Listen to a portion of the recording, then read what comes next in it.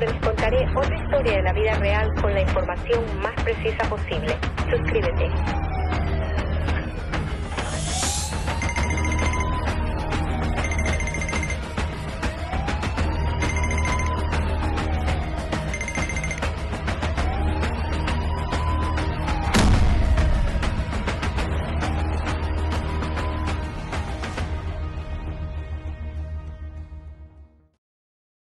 Un saludo a todos, bienvenidos, muchas gracias por unirse a un video más donde les contaré otra historia de la vida real. Soy Diana y hoy les traigo la historia de una madre de 4 menores de edad de 3, 6, 9 y 11 años, más un adulto de 21, que un día le dijeron buenas noches sin imaginar que nunca más la volverían a ver. El caso de hoy nos mostrará cómo a veces lo que vemos no es lo que parece y quien pensaríamos haría todo por cuidar a su familia sería capaz de hacerle un daño irreparable. Los invito a que me acompañen a conocer la historia de Michelle Castillo, una historia que envuelve miles de dólares, mentiras, controversia, misterio y un testimonio clave que sorprendió a todos en el juicio. Michelle Castillo nació en Warner Robins, Georgia, Estados Unidos, el 15 de enero de 1971. Se graduó de Northside High School y sacó una licenciatura en psicología de la Universidad Mercer en Macony, Georgia. También obtuvo una maestría en gestión de tecnología de información global en la Escuela de Negocios QGAD de la Universidad Americana en Washington, D.C. El 21 de marzo de 1996 contrajo matrimonio con Braulio Marcelo Castillo, con quien tuvo 3 hijos y adoptó 2. Una madre amorosa que siempre intentaba darle la mejor vida posible a sus hijos y por eso constantemente buscaba alternativas para fortalecer su relación con cada uno de ellos. Una mujer inteligente, deportista, que estaba lista para correr la maratón de Boston. Sus vecinos la describen como un ser humano maravilloso, una gran madre, gran amiga, gran vecina y una mujer comprometida con la comunidad, quien además de ser miembro activo de su iglesia, regularmente servía en refugios o hacía viajes de misiones para ayudar en diferentes proyectos internacionales. Por otro lado tenemos a Braulio Marcelo Castillo, esposo de Michelle y padre de los 5 niños, un millonario que fue conocido por mucho tiempo como un importante director ejecutivo que conseguía millones de dólares en contratos y quien por su constante actividad profesional logró posicionarse como un distinguido empresario en su comunidad. Un hombre respetado y conocido como un militar que había sido dado de baja después de sufrir una lesión física estando al servicio de su país, hecho que lo convirtió en un veterano discapacitado del servicio militar de los Estados Unidos, estatus que le daba ventaja en licitaciones de contratos federales que le ayudaron a tener mucho dinero y con ello la posibilidad de establecer un estilo de vida lujoso. Braulio y Michelle formaron una familia numerosa adoptando a sus 2 primeros hijos y teniendo 3 hijos propios, pero además juntos compraron una pequeña empresa que llamaron Strong Castle, una firma consultora de tecnología en información que por el estatus de Braulio como veterano de las Fuerzas Armadas rápidamente comenzó a recibir decenas de millones de dólares en contratos gubernamentales bajo reglas especiales. En general, una familia conocida, respetada, querida en su área, con mucho dinero y que vivía en una mansión ubicada en una de las mejores zonas de Ashburn, en el estado de Virginia. A pesar de todo el dinero que tenía esta familia, en el 2013 el matrimonio pasaba por tiempos difíciles y al parecer en algún punto Braulio mantuvo relaciones extramaritales que hicieron que el matrimonio poco a poco se fuese debilitando, pero aún así era un matrimonio de muchos años que luchó por mantenerse unido y donde Michelle soportó muchas cosas para poder mantener ese hogar. Pero en marzo del 2013 la situación ya era muy complicada, por lo que Michelle, con un documento de 4 páginas que hablaban del comportamiento abusivo de su esposo, como de obligarla a tener relaciones íntimas, encerrarla en el closet o en las habitaciones por horas y referirse de mala manera a sus hijos, especialmente de su hijo mayor, pidió una orden de protección de emergencia en su nombre y en el de sus hijos menores. Esta orden se la concedieron, así como la custodia legal de los niños y el permiso para quedarse viviendo en la mansión, por lo que Braulio se vio obligado a salir de la casa y se mudó a otra que tenían a pocos bloques de la mansión. Se le permitió ver a los niños para cenar los miércoles por la noche, y cada 2 fines de semana, pero se le prohibió ingresar a la casa. Aquí empezó un proceso de divorcio complicado donde ambos luchaban constantemente por la custodia y manutención de sus hijos y donde también se encontraron perturbadores relatos sobre el comportamiento agresivo de Braulio. Como les mencioné, Michelle era víctima de severos abusos por parte de su esposo y esto lo comentó en repetidas ocasiones con sus amigos, les dijo que estaba temerosa con respecto al comportamiento de Braulio hacia ella y les alertó de que si algo le pasaba, probablemente lo habría hecho él. Aproximadamente un mes después de que se aprobó la orden de protección, Michelle solicitó el divorcio y aquí sus abogados pidieron una manutención infantil y conyugal de entre $14,000 y $20,000 al mes. Un año después, en marzo del 2014, Braulio ya tenía una nueva relación sentimental y Michelle estaba luchando por recuperarse mental y físicamente. Estaba entrenando para ser una triatleta y seguía manteniendo una relación muy estrecha con sus hijos. El divorcio estaba ya en su punto final y todo apuntaba a que Michelle se quedaría con la mansión y con al menos $14,000 al mes en pagos de manutención para los niños y para ella. El 19 de marzo del 2014, cerca del mediodía, Michelle y Braulio tuvieron una cita en la corte para tratar los detalles finales del divorcio. Entre estos detalles, los abogados de Braulio pedían que, como parte del acuerdo, ella debía quitar la orden de alejamiento, pero ella se mantenía firme en que no la quitaría porque sabía que él era tan peligroso que ni tan solo la orden de alejamiento le permitía que recoja a los niños en la puerta de casa. Ese mismo 19 de marzo le tocaba a los niños cenar con Braulio, así que mientras ellos estaban con su padre, Michelle se reunió con varios amigos en un restaurante para celebrar que había clasificado para correr la maratón de Boston. Cuando salió del restaurante fue a recoger a sus hijos a un supermercado donde la hermana de Braulio se los entregaría. Los recogió y se fueron juntos a casa. Cuando entraron a la casa puso la alarma de seguridad con su código como todos los días y los niños se fueron a dormir después de darle las buenas noches. Presumiblemente esto pasó entre las 9 y las 9:30. Cuando los niños se levantaron al día siguiente, esperaban ver a Michelle como cada día, por lo que la empezaron a buscar por toda la casa y no la encontraban. Uno de los niños la fue a buscar a la habitación y tampoco la encontró, pero notó que la cama estaba tendida, aunque no de la manera en que usualmente Michelle lo hacía. También entró al baño de la habitación de su madre y vio que el grifo del agua de la ducha estaba abierta, pero que no había nadie en el baño. Por lo que asustados, llorando y en estado de pánico llamaron a su padre para decirle que su madre no estaba, que la buscaron por todos lados y que no la encontraban.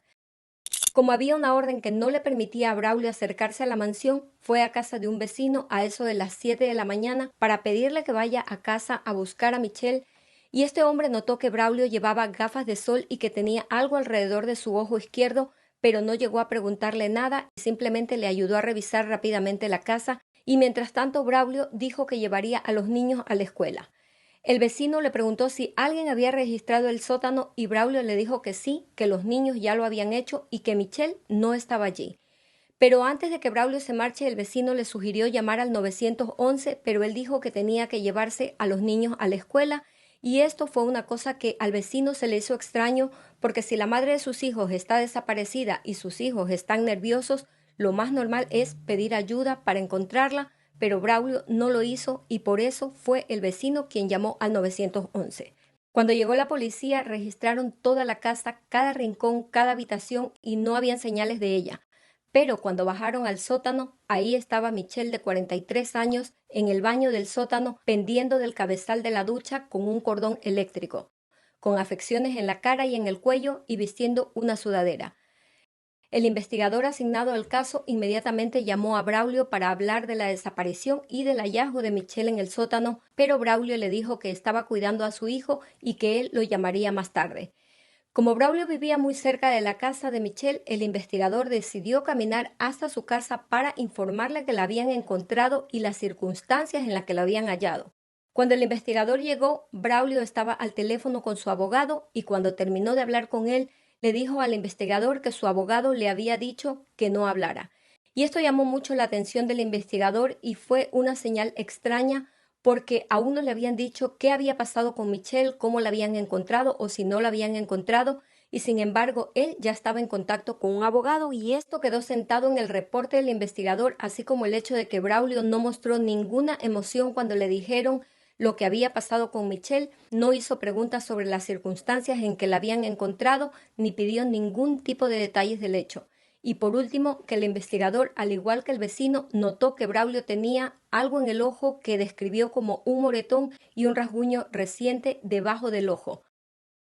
En la mansión, la escena de cómo encontraron a Michelle hacía creer que ella se había quitado la vida, mas al estudiar la escena, recopilar evidencias y hacerle los estudios forenses, los resultados hablaban de una historia totalmente diferente. Sugerían que la escena era incompatible con la que se encontrarían si alguien voluntariamente se quita la vida de esa manera. Primero, porque ella tenía múltiples hematomas en su cara, tenía abrasiones en el cuerpo y su cabello estaba colocado hacia adelante, cubriendo su cara, sujetado con el cordón eléctrico. Luego, la autopsia determinó que ella había perdido la vida como resultado de sofocación y que al parecer lo habían hecho con una almohada. O sea, había habido compresión manual y además con ligadura porque tenía una marca horizontal más profunda que era consistente con compresión en el momento de la defunción y una marca más superficial con una orientación diferente que era consistente con el hecho de estar suspendida en la ducha después de perder la vida. Tenía contusiones en el cuello y heridas en sus piernas que indicaban que había luchado contra alguien, pero lo que más llamaba la atención era la cantidad de lesiones que tenía en las piernas. En la habitación se encontró que las sábanas y una de las almohadas tenían manchas y salpicaduras de sangre, al igual que las mangas de la sudadera con la que la encontraron. Todo esto se recogió para hacerle pruebas de ADN que más adelante demostraron que la sangre era de Braulio. Luego, para tener más detalles y evidencias, 17 días después de haber encontrado sin vida a Michelle, se llevó a la mansión un perro de recuperación de víctimas especializado en encontrar restos humanos en descomposición. Lo hicieron recorrer toda la casa y el perro inmediatamente detectó signos de descomposición en el baño del sótano y luego en otro punto sobre un área alfombrada en la base de la cama de Michelle, lo que hacía pensar que le habían quitado la vida en la habitación y después la habían movido al baño. Además, en esta ocasión notaron que la casa había sido limpiada y la cama estaba arreglada. Por otro lado, se empezó a indagar en el pasado de Braulio y se encontró que la historia que le había dado el estatus de veterano para tener acceso a contratos del gobierno de hasta $500 millones era mentira. Él no era un veterano del ejército retirado por una lesión en el tobillo durante su servicio militar. Lo que había pasado realmente es que cuando era estudiante de la escuela militar en West Point en 1984, se lesionó el tobillo jugando fútbol y por eso cojeaba. Pero nunca sirvió en una unidad militar, es decir, nunca había servido a su país como él lo decía.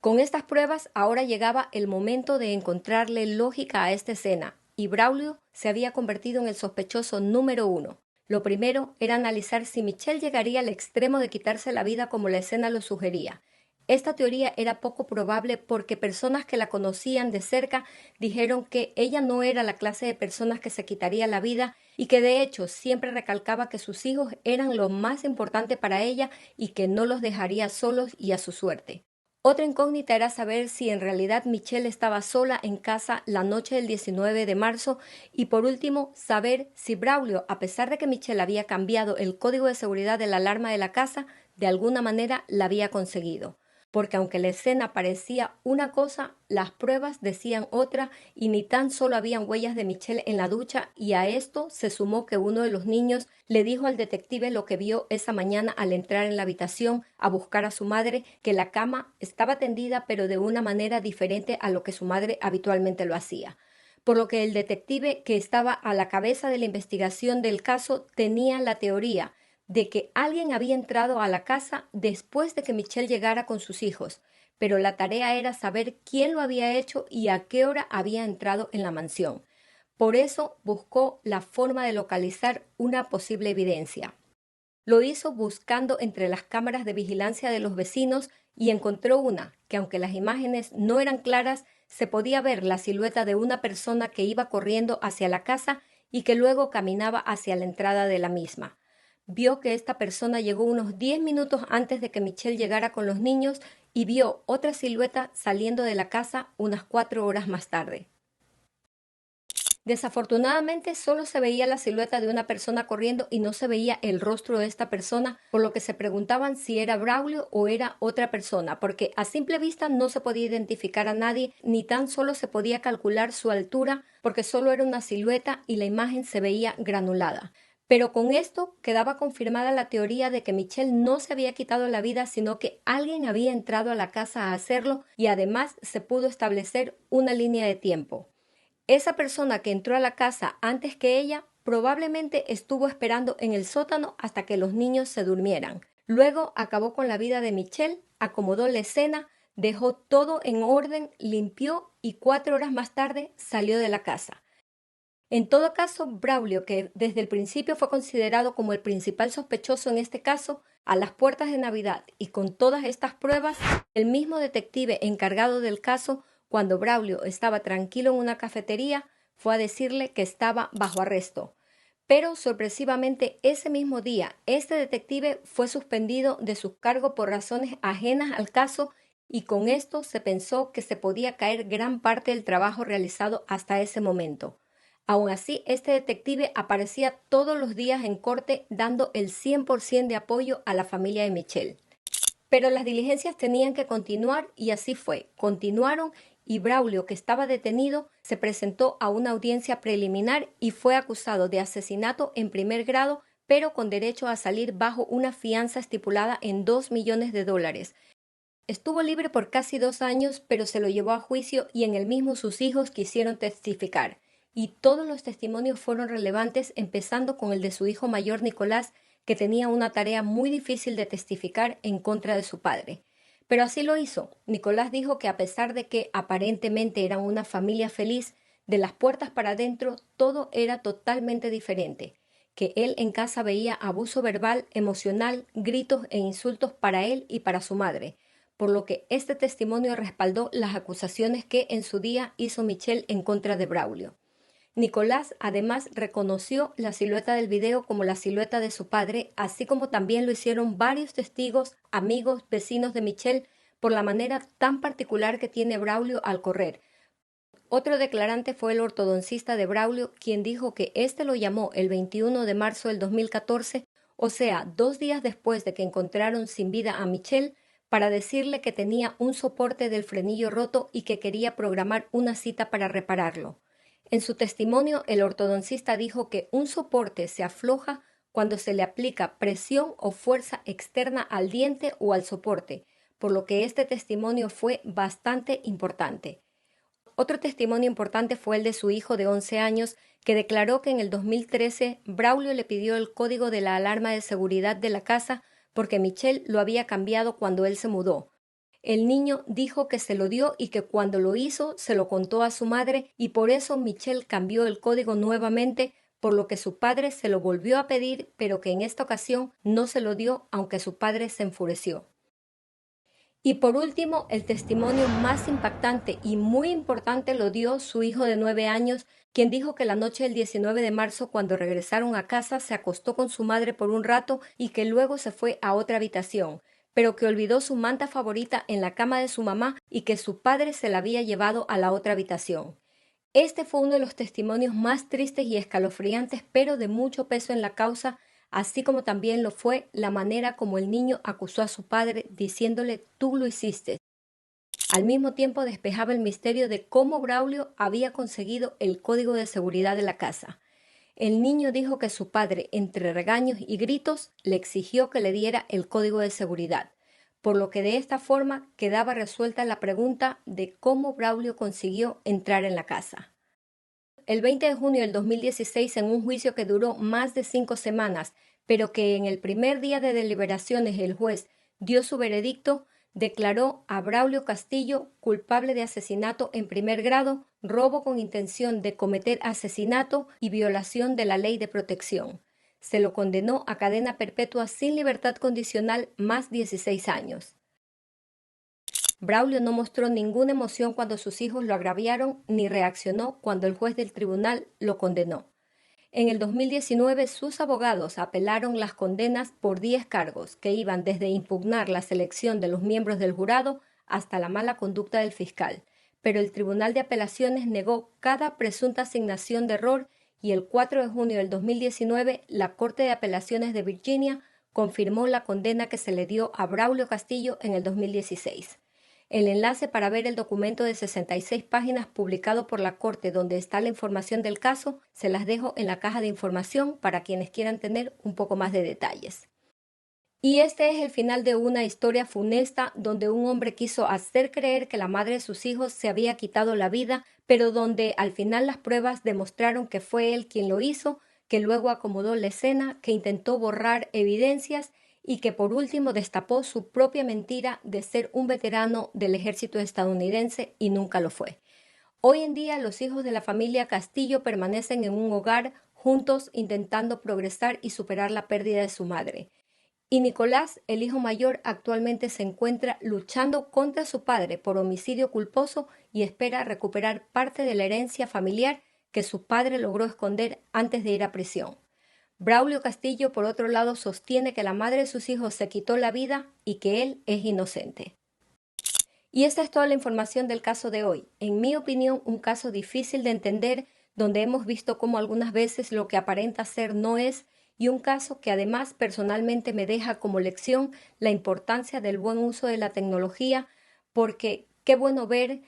cómo ésta se ha convertido en una de las herramientas más importantes en una investigación, llámese teléfonos celulares, tablets, computadoras, relojes inteligentes o, como en este caso, una cámara de vigilancia de un vecino que seguramente la instaló para proteger su casa sin saber que algún día sería la clave para conocer lo que realmente pasó en otra casa y que además ayudó a establecer otros puntos importantes en esta historia que llevaron a hacer justicia no solo para Michelle, sino también para sus 5 hijos. Yo me despido hasta un nuevo video donde vendré con una nueva historia. Por favor, ayúdenme a traer más contenido como este, suscribiéndose al canal si no lo han hecho y compartiendo este video. Hasta pronto.